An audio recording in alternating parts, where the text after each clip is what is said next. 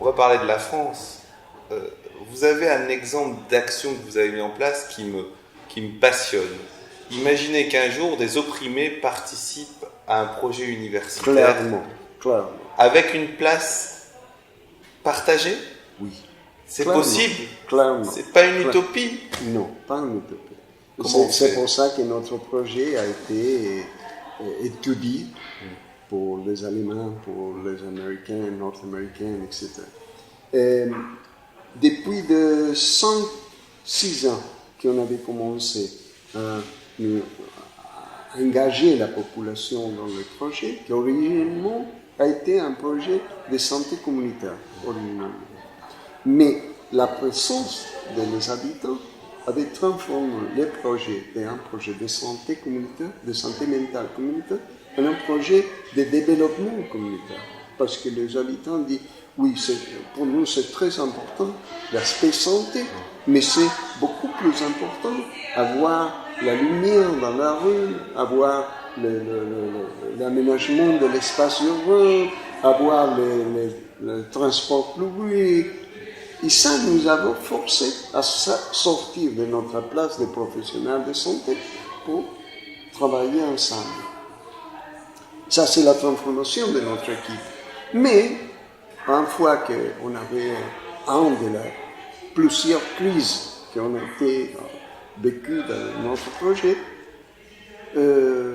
la présence des habitants dans le centre, l'espace concret, a été aussi forte que finalement la direction, la gestion le projet a été une assemblée de professionnels et des habitants, tout ensemble, comme le maximum d'autorité.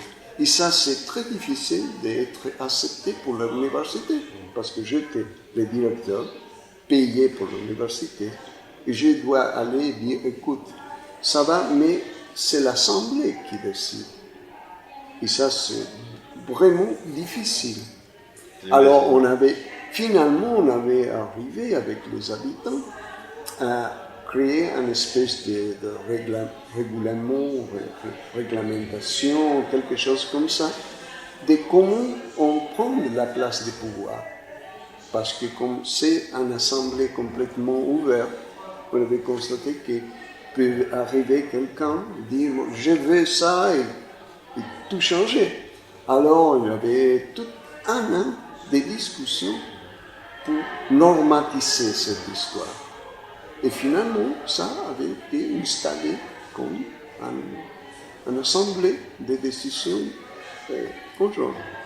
Je trouve ça vraiment intéressant parce que vous savez, il y a plusieurs questions qui se posent. Alors, quand je vous écoute parler, il y a comment on crée l'université dans la vie de son territoire. Il y a la deuxième chose, vous savez, on parle, je sais pas, de living lab maintenant. Ces espaces où on se dit si l'université avait son living lab, c'est-à-dire comment on fait rentrer l'habitant dans l'université pour en faire l'air fraîche. Voilà.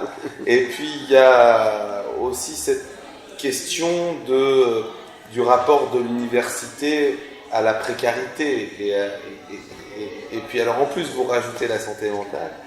Oui, tout ça est bien compliqué mais passionnant. Super compliqué. Et à tel point que finalement, je peux dire, peut-être autour de la première dizaine des années, on avait défini le programme comme 3 pivots. Un, c'est la santé communautaire. Ça veut dire que c'est un centre de santé, avec des médecins, des infirmiers, des psychologues, tout ça. Dans l'université ? Dans le centre. Dans le centre, d'accord. Dans le centre. Le centre, c'est une maison. Oui, une maison. Qu'on avait aménagé avec les habitants, parce que c'est en même temps complètement impossible. Ça, c'est un des pivots. L'autre pivot, c'est le développement communautaire. Ça veut dire qu'ils sont tous les projets des habitants avec les professionnels ou tout seuls pour améliorer. Il y avait des ateliers d'office pour les gens, il y avait des choses de transmission de savoir de l'ancien habitant le plus jeune, il avait plusieurs de choses. Des choses de l'écologie, des jardins communautaires, tout ça. Et le troisième pivot, c'est ce qu'on avait appelé des capacitations d'action. Ça veut dire qu'il avait des formations interdisciplinaires pour les étudiants de dernier moment de son étude, de médecine, anthropologie, psychologie, partout, même architecte, urbaniste, tout ça. Mais à la fois, c'est la formation des habitants pour les étudiants, parce qu'ils sont les habitants qui viennent entraîner à les étudiants de qu'est-ce que c'est la vie d'une communauté, d'un quartier. Alors, la première crise importante qu'on avait avec la mairie, c'est qu'on avait développé une grande rencontre de santé publique pour discuter la santé primaire avec un regard social. Et on nous avait appelé à faire une présentation. Bien sûr, on va arriver avec les habitants. Mais le comité scientifique dit non, mais ça c'est seulement pour les professionnels. On dit bon, alors on va aller, parce que sont eux qui connaissent Finalement, on avait fait une présentation pour les médecins, pour les infirmières, pour les psychologues, qui était étonnante. Alors, je dis bon, c'est le processus qui commence à ouvrir ce type de possibilités. Ouvrons les portes de l'université française pour faire entrer la psychologie communautaire.